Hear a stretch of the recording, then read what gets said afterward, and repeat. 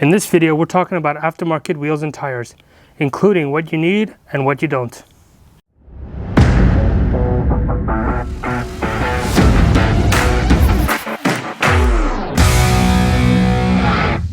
I have 5 wheels and 5 tires, so one of these sets will function as my spare tire, so that if something were to go wrong on the road and these deflated, I would simply have a full set to go around with instead of a donut, which is really good if you're in remote areas doing some off-roading where you don't want to rely on your donut.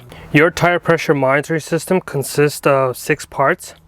You have the cap, you have the valve core, which is an internal component, you have the seal nut,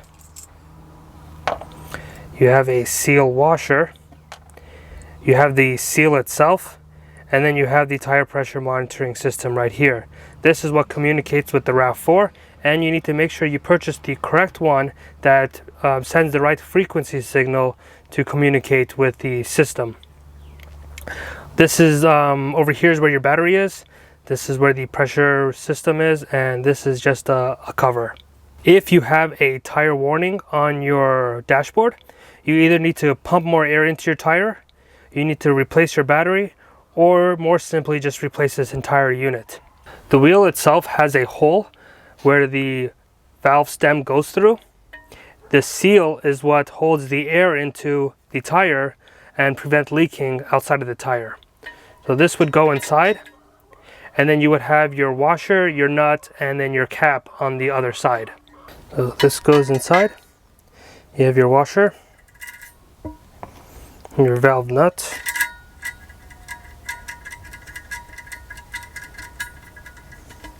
and then you have your cap. This is pretty much what's going to happen at the local shop. They will install this, they will install the tire, they will pump it up, and it should be good to go. This kit only costed about $100 on Amazon. If you were not to go with this, you will end up paying $60 to $80 for each of this. So go on Amazon, get a 4-pack for about $100, $120 and save yourself a lot of money.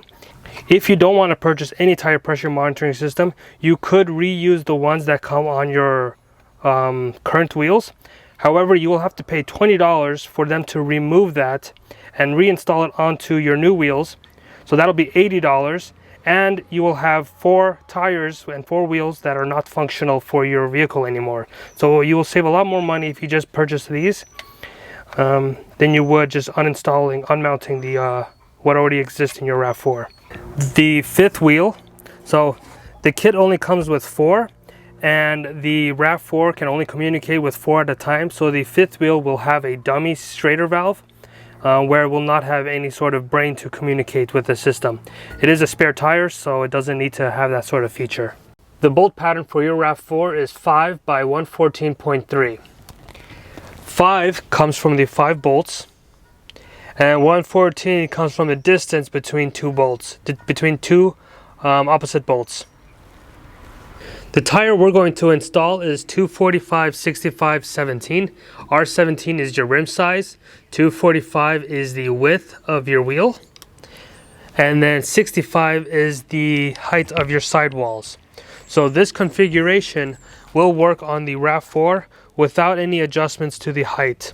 This is especially important for the front wheel so that you can do a full turn without having any rubbing along the inside of your wheel well. The wheels on my Rav4 that come from Toyota are 19 inches in diameter with a sidewall of 55.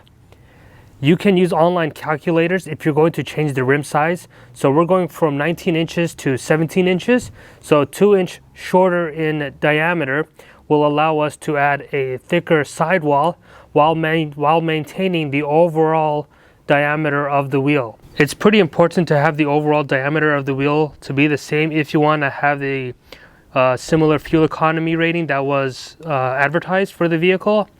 And if you have a larger circumference, then one full rotation will take you a longer distance, which might impact your odometer reading just by a little bit. And this is what it looks like when it's installed. You got your rim, you got your center cap, and then you have your tires. It looks very beast compared to the original OEM ones. I certainly like it. And if we go back here, you can see the original Rav4 Adventure tires. They still have the valve stem still installed. So these Toyota tire pressure monitoring systems are still installed, and the ones that I purchased did work. So now I have 2 complete sets, and I saved a lot of money because these tire pressure monitoring system on Amazon is significantly cheaper than what you would get at any installer. One thing I forgot to mention was about the lug nuts. The Toyota ones won't work for aftermarket wheels. You do need to go with something else. The place where I went to install it did have some, so I just went with what they had. So it wasn't an issue. You can see the valve stem that I installed. The silver one does stand out, so I will probably try to spray that black.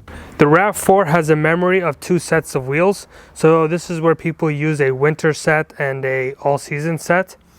The original Toyota wheel and tire combo weigh 58 pounds, while the 1552 and the Wild Peak combo weighs 62 pounds. So we're adding 4 more pounds to each wheel. The next thing we need to do is see if the new spare tire will fit in here. We'll need to remove the subwoofer and the donut to see if it'll work. These are my window covers. This is my windshield cover. All of my manuals and paperwork are back here. We have a bunch of padding for sound dampening. Then the lift kit for spare tires. And then the tools for the spare tire. Just a shopping bag.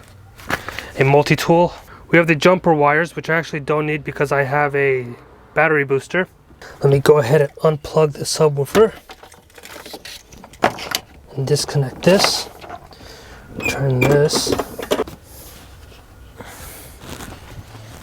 We have our little donut. In order to fit a full-size tire in the back, you need to remove this rubber stopper, I don't know what it is, from over here, and you need to remove the styrofoam from the bottom.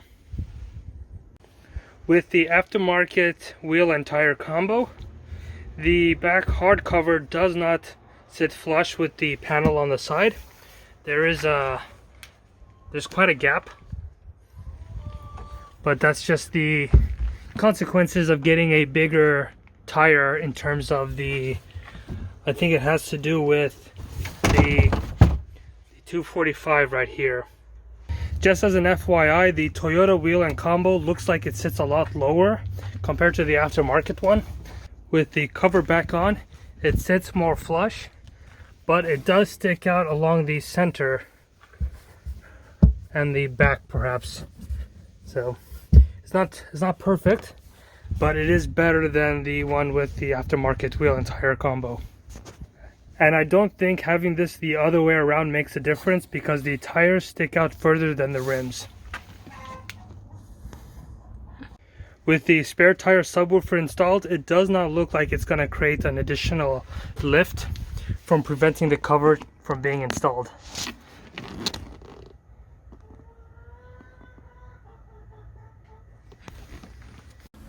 So we purchased wheels, tires, and tire pressure monitoring system. We installed it on our Rav4. We bought 5, and the 5th one does not fit in the spare tire area. Other than that, everything looks really aggressive.